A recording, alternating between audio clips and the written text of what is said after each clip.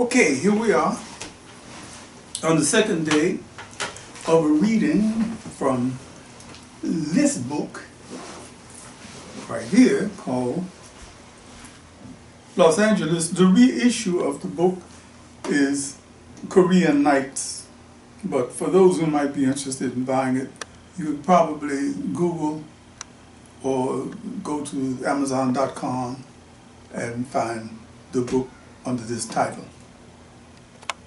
Yesterday, I took a few minutes to explain why it was that I was interested in writing in all sorts of genres, and to give a little bit of my background, which happens to include a lot of martial arts for some reason. I didn't plan for it to be that way, other than the fact that I fought my way halfway around the west side and the south side of Chicago. So as a survivor, why not become formal, you know, and really get the expertise needed to kick somebody's ass if you need to have to do that. Yes. So that's what we are. I started off in Master Jung Bai Lee's Hapkido studio, and after a period of time, I think about maybe 18 months or so, those of us who were in the studio, in the dojang, looked up one day and Master Jung Bai Lee was gone. So I'm going to take it from that point and let's see what happens. Oh, well, I took a couple of days off to mourn Master Lee's departure and then returned to the dojang. What else could I do? Master Wan Chan Lee had two things in common with our last instructor. He was Korean and he worked us just as hard as Master Lee, the little terrorist, somewhat you name him. And there the similarities ended.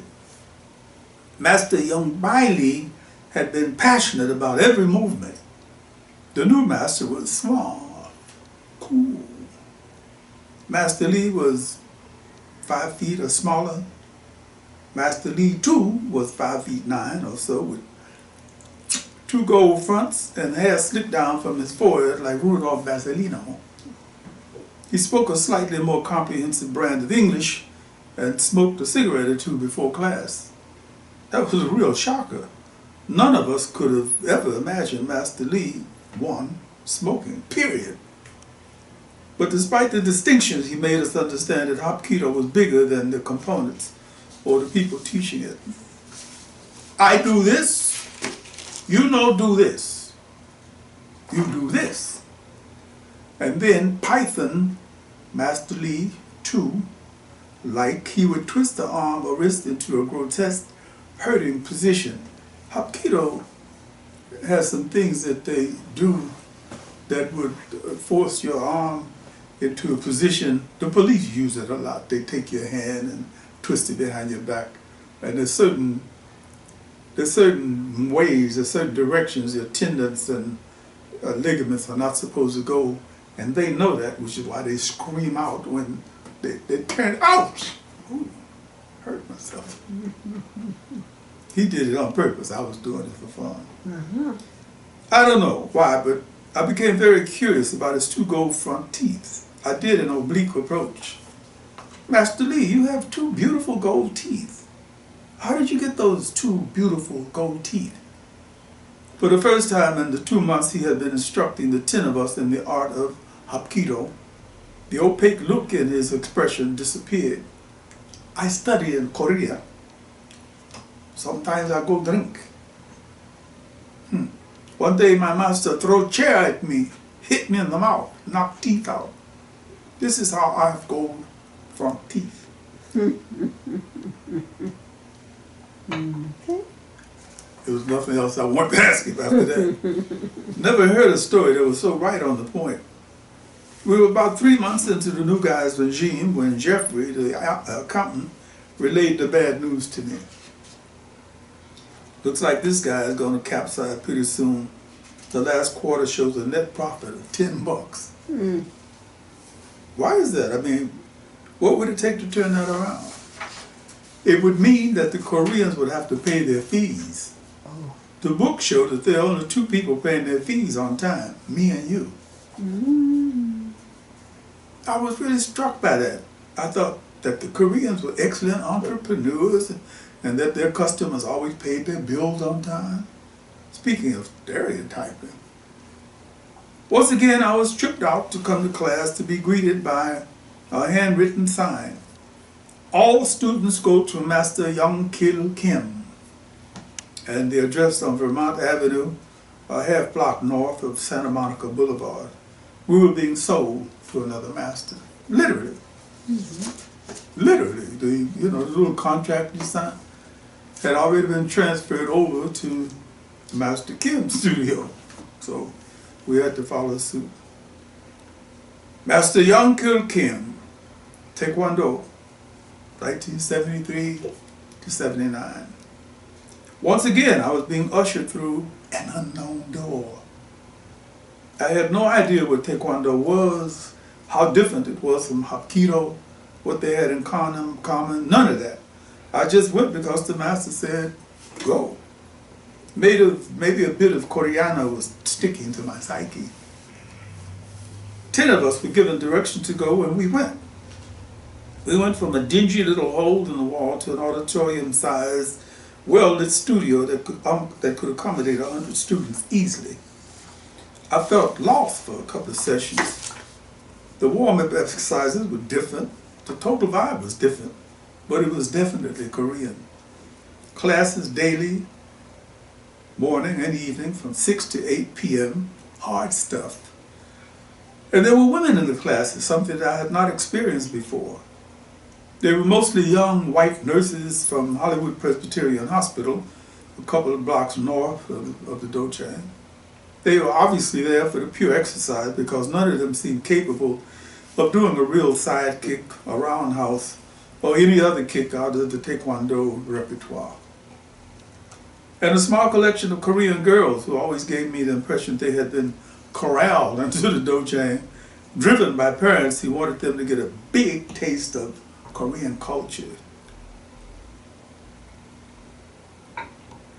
After a full month, I could definitely validate the possibilities of them receiving a full dose of Korean culture.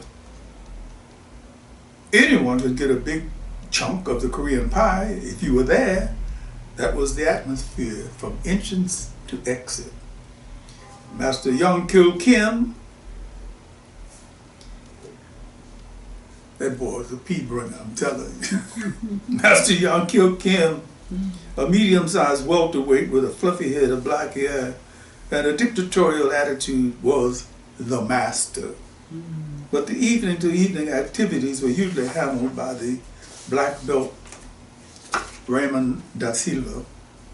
Raymond was the guy who lined us up, gave instructions to his instructors. But frequently, Master Kim left his office, changed into his dobak, and strutted onto the scene. Whenever he did that, we could always expect a more interesting class session. It didn't take long for small hints of oblique racism to sneak up behind me. It had to do with the conversations I was summoned to have with Master Kim. Master Kim saying, "You come to office." Raymond da Silva did not speak like that. He spoke standard, unaccented English, but several of the other instructors did speak like that. Like Master Yong Kil Kim, I got the impression they made up their English as they went along. The following excerpts might be called Conversations with Master Kim. Why me? I guess it has something to do with the fact that I was the only 36-year-old African American in the dojo. Over the course of the 6 years I spent at Master Kim's dojo, we had many conversations, mostly about racial stuff. Typically, the question and answer pattern went something like the first one. Master Kim sat behind his desk, either dressed in his dobak, if he had just finished teaching, or a neat sports shirt and slacks. A smooth-muscled Korean man, not a physical hint anywhere of having done 500 sit-ups every day for years, or doing side kicks, until the hip joint felt like a 50-pound stone. A natural welterweight. A man who could slip into a Korean crowd and look like everybody else. The physique wasn't too impressive, but there was something in the eyes, the way he stared into your eyes, that clearly indicated that he knew something. Mr. O. That was what he called me from day one. I guess it was too difficult to pronounce the last 3 letters of my first name. The last name only came up on official documents, like the fee column and the dues due book. Mr. O. You know George Washington? I've never met him personally, but I know the person he's talking about. Oops. That little bit of attempted humor fell pancake flat. Maybe you didn't get it. Well, we'll go with the flow. George Washington, father of the country, right? I think that's the idea some people have been trying to promote for a long time. It suddenly dawned on me, to use a cliche, this dude is serious. George Washington birthday, holiday come Monday. You are celebrating? Uh-oh. I was beginning to have an idea of where this was going. May as well be straight up. No, sir, I will not be celebrating. Why you not celebrate birthday of the father of the country? I don't like the idea of celebrating a slave on his birthday. He went blank on me for a beat, as though he was trying to process what I said. Okay, go practice. I found that to be a standard response to an answer he didn't understand, didn't like, was confused by over the years. Okay, go practice. My next summons came a few business days later. Oh God, not again. It was in the middle of a humid, hot Los Angeles smog-soaked August that I was looking forward to a well-chilled brew or two after my 2-hour workout. Mr. Kim said you come to office. What was his name? Bong Kang or something like that? Always made Master Kim's summons sound like his hair was on fire. I knew the drill after one summons. Tap, tap, tap on the office door. Listen for a grunt that I assumed was the Korean word for enter.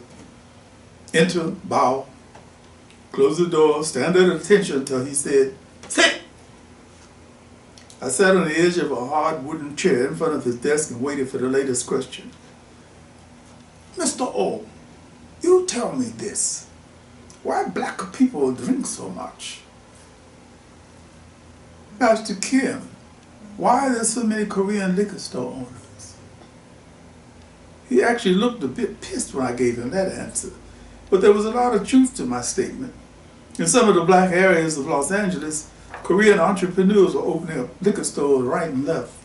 Nobody that I knew was outraged by the fact that these entrepreneurs were chasing the bucks. Chasing the bucks is what folks do when they went into business, no matter what the business was. The problems I heard about from my friends in Compton, Watts, Crenshaw, stemmed from the Koreans' lack of sensitivity to the communities that they were making money off of. There's some really rude people, man, I'm telling you. I told Yvonne, don't go to that store anymore. Some of this stuff is spoiled. And they're rude as hell. I had to agree with some of the comments I heard based on a few experiences I had. One of them really stuck in my mind. It happened at a liquor store on 130th Central Avenue. Blistering hot day. I felt like pausing for a cold beer. I was going to take the beer and sit in Watson Park and watch the tennis players for a while. Maybe there was some Latter-day Williams sister on the scene. The Korean liquor store owners, a husband and wife, gave me the fish eye as I strolled in. Okay, so they wanted to know who their customers were. That seemed fair enough. I checked out the foreign section of the beer fridge. I felt the fish eyes on my back. You guys have Heineken Dark?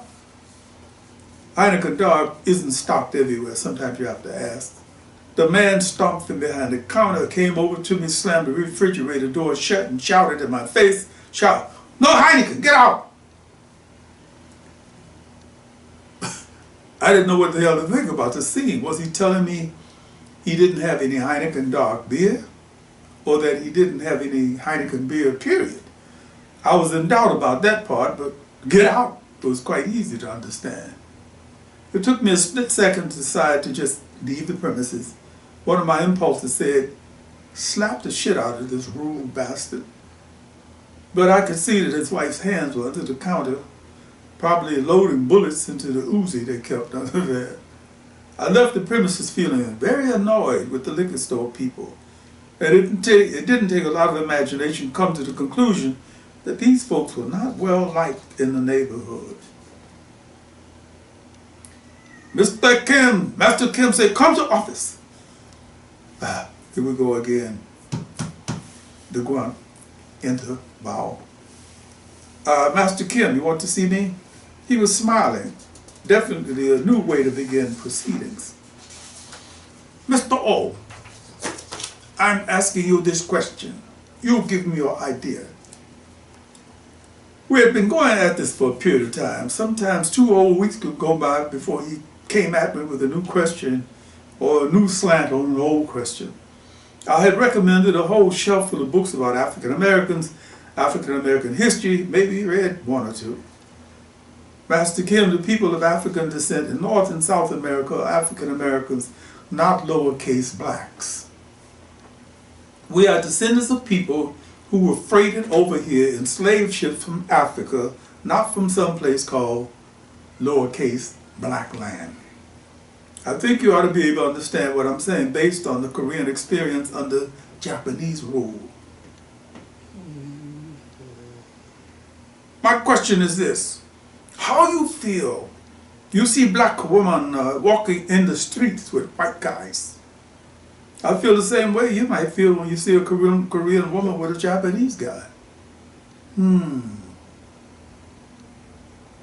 I understand. It reached the point where he was no longer shooing me out of his office after I had answered his question. He actually sat there thinking about what I had said. And I made damn sure I gave him thought-provoking answers. Mr. O, this is my question. You answer. Yes, sir. Black people not all together. Why? You mean African American people? Yes. African American people, yes. Well, it's a long story, Master Kim, as long as the history of the planet. None of the people on this planet ever been together. Are North and South Koreans together? Master Kim? I think he grew to appreciate some of what I was saying to him, maybe a lot. But I couldn't completely counterpunch the things that I felt existed in the Korean psyche. Bong Kang pats himself on the back for giving me what he thinks is a compliment. You're a good one, not like the others. Huh? What does that mean, Bong? You know, the others not like you. 3-4 years into it, and I was still listening to stereotypical ideas, weird notions held by young Koreans and some not so old. A direct result of not being concerned or even aware of African American history, culture, anything that was not a pipeline to their cash flow. 1992 was a big surprise for many of them. All right, that's the end of chapter 2. Oh, and that's where I'm going to leave that at this point.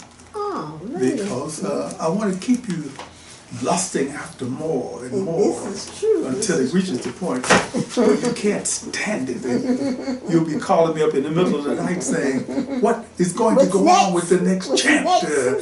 What is the next chapter going to be? And I'll say, I don't know. I'll have to read it tomorrow. All right, tomorrow. Thank you, Odie Hawkins. Thank you. Okay, again, your books can be found on Amazon or Barnes & Noble, or a person can go to their local bookstore and say, I want a book by Odie Hawkins. And you're also on the author's page on Amazon. Your website is www.odiehawkins.com. Oh, can I say this? Yeah. I'm glad we came to an end right at this point because it gives me time to go and watch Rachel Maddow ask President Trump's niece about her book. Ah, And we should get some revelations from that would be interesting. very interesting. All right, well, with that, I will let you go, and we will catch you for next time. I move when I meditate. Ashe. Oh.